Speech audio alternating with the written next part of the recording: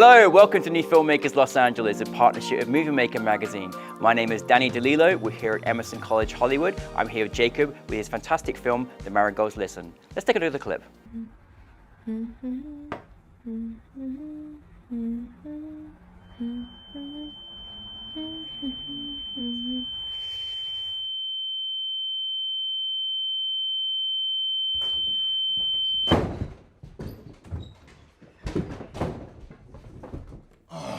Open the door.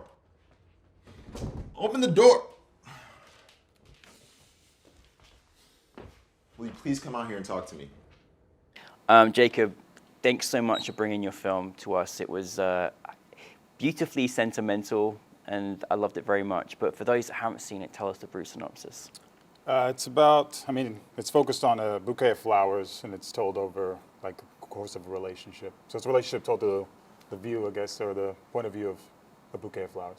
I mean, I love that because I'm one of those people that, you know, I understand plants are alive and they're living and breathing things, and, you know, and it was a really, really good story because I think flowers symbolize a lot of things, particularly around love. Where'd the inspiration come for you in creating this story? Honestly, it was a prompt for a film school, and they just asked for a shift in perspective, and that's what I came up with. And at first, I was thinking more about taking the flowers to different locations, like a funeral, and just showing it through the different moments of life that flowers are involved with. But then I was like, let's centralize it and settle on a relationship. That's really interesting. And like, this is obviously a little different dynamic of a film because you're kind of, again, focusing on the flowers as opposed to the actors. Like, how was that kind of like doing it from that perspective, and also the creative effects that you had as well? I'll repeat the question. In terms of like, I mean, Yeah. in this case, you're focusing on an Yeah. object as opposed to like the actors. So, and then of course you had all the different kind of, you know, the wilting of the flowers, et cetera, et cetera. What was it like kind of focusing in on an object as opposed to people, and how did you work in that dynamic instead? I mean, to me, it was kind of easy. I just felt like it was nice to have, because I had that setup with the back rooms right behind the flowers. Yeah. So keeping everything out of focus, which is kind of like symbolizing how the relationship's out of focus, how they're out of focus. Because Yeah. they're not really together, and like trying to find that synergy between the two people with Yeah. watching the flowers as the flowers are just telling us what's going on, pretty much. Yeah. Like they start beautiful and vibrant, and then they start to wilt, and then they die. And then we get replaced at the end with a new set because it's just a circle of life of relationships and buying flowers. Yeah, I felt a lot. I mean, I felt a lot of like symbolism, you know, in there as well. Maybe I'm thinking too deep about all my past. I don't know what it was, but it certainly took me there, which I was really inspired. Was there any kind of thing that you, I don't know, were inspired by, or how do you know it's going to be marigolds? Like, I'm just curious. Yeah, it was just, I don't know. I run off of intuition a lot, so I just kind of go with whatever I feel like. Like, there's a quote by Bergman, and he was just like, you know, I go off of intuitive, and you know, I throw a spear into the woods, and that's what I start with, and then I go and look for the spear, and then define what that meant. So I kind of go off of that.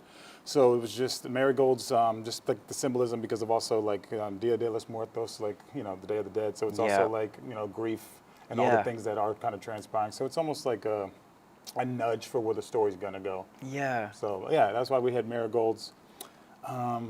Yeah, Was it an easy film to shoot? Was it an easy film to shoot? it was pretty easy because we only had, what, 4 shots technically, because or 4 setups, because we had it on sticks for the entire relationships, all the different Yeah. moments and vignettes there. So yeah, it was relatively simple, maybe 8 to 10 hour day. Oh wow. Yeah. You did it. You can do a film in a day. There you can, go. yeah. Film in half a day. Yeah, What for you as a filmmaker? I mean, obviously this has got a different kind of set scene up. Like, who's your kind of inspirations, or what kind of films do you enjoy making the most? I don't know, honestly, because I'm all over the place. Like, I don't like to define much. Like, even like putting, like I have a new movie right now I'm working on, and it's like they keep on asking for the genre, and the genre is, I don't know. I love it's that, very though. different, yeah. So, you know, I like Tarkovsky, I like Bergman, I like a lot of old, I feel like there's like such brilliance in film that's like the old filmmakers, and it's like, I feel like we've kind of lost that. We're getting to this point where everything's so glossy and Yeah. pretty, and like, everybody's in, you know, capes and stuff Yeah. like that. So, yeah. I love how you say that because honestly, like I think even with this film, I like the kind of rawness, and I love that I was left thinking about what you were trying to create, but also just not, it doesn't have to be so clean all the time, you know. We need more films about the glass and show true life in there as well. So I like that. With this particular film, like I know obviously it's a short and it's you were set up with this kind of process of making this film, but kind of what did you want your audience to sort of experience from it? I just want them to take apart like how we, you know, everything we do impacts something or someone, and it's like, you know, there's other things, and we are plants too. Yeah. In a way, you know. Yeah. We need water. We need everything. You know. Yeah, that's right. So it's like, you know, the growth and the relationship is the plant. Like that's what it is. I don't know. I wanted them to just think about life and really that, like, you know, how it is. It's not always beautiful. Yeah. You know, the flowers to me are beautiful when they're Yeah. dying. I think those shots are beautiful even when the flowers aren't that vibrant. Yeah. I think their argument and like the rawness of that is really beautiful. Like Yeah. I find the beauty in the flaws, I guess, or in the, I don't know what you would call the ugly. Of the world. No, definitely, definitely. I'm gonna go and water my plants now. I'm just gonna give them some love. But no, I think it's really, really, really special. And what's next for you? Right now, I'm working on a film called The Architecture of Success, and it's more like I say it's a surrealist satire, and we're kind of poking at the alpha mentality. So it's about a self-help guru who's having an existential crisis in a public bathroom. And, I love it. Is it short? It's going to be a short, yeah. It's going to be about 15 minutes probably. And have you shot it yet? No, we shoot next month. Oh, excellent. Yeah, Good luck with that. Thank I'm you. looking forward to It's seeing gonna that be one. weird. We got a worm monster that it's very interesting. Oh, nice. Yeah. And for you, and as a filmmaker, like, you know, again, is there certain attributes or things that you look for that, or anything that are filmmakers, you know, what kind of elements do you follow, or inspiration, or how do you work? I'm just inspired by everything. I feel like, you know, I like the marigolds. Like I look at a flower, I can start to think about where that could be placed, or what's the story there, or, you know, how it becomes about. So I'm always looking like art, music. I started as a rapper, so like a poet. So like I like the poetry of everything. So everything kind of does have these poetic moments. I like nuance. I'm always looking for metaphors and like different ways to switch like what I'm saying or like emphasize it. Like even with the architecture success, this bathroom is this man's mind. Like this is his brain that we're in.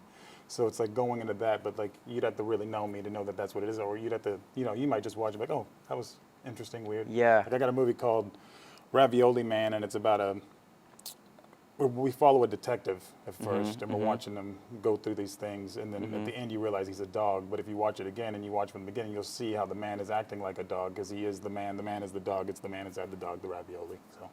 Oh, I love what you take us though. It's really, really fun. What I'm also curious about as well is that I think, do you find that, as you say, you get inspiration from just things you kind of go around experiences? That not everyone has that, but that's quite fun that you could make a movie out of almost anything. Is that how you kind of feel sometimes, being that spontaneous? Yeah, because I mean, I also meditate, so I don't know if that has anything to do with it. I say whenever these interviews come up. Yeah. It's like, I meditate twice a day, so I do, you know, TM, and then it's like I think about Lynch, who I read a book on Lynch, and that's what even got me into it in the first place. But it's like, you find things that even happen in meditation that like spring forth something or an idea, or then like I like the human experience. I'm always looking at things that we do or how we treat people, and then like our reaction to it, and I want to talk about that too. Yeah. Because like I feel like there's just so many things that we ourselves as a society create, and then that we don't ever want to take the responsibility for. We just want to blame them. It's like, oh, that was them. Like if Mike Tyson, he's a boxer, we champion him for being a world heavyweight champion and beating people up. But if he beats somebody up outside, we're going to be like, oh, no, you can't do that. But we want him to turn it off, but we love it when it's on. So it's one of those things. So yeah, I think about like those kind of things. Yeah. Well, I can't wait for more of the mind of Jacob in all your films, because I love the depth and the efforts and the things that we take for granted or don't take as much observation as much. So really appreciate that. But listen, thank you for bringing your film. Very excited to have your film at our film festival, and I'm ready for them all the Jacob films. Thank you very much. Thank you, I appreciate it. Thank you, Jacob Figueroa.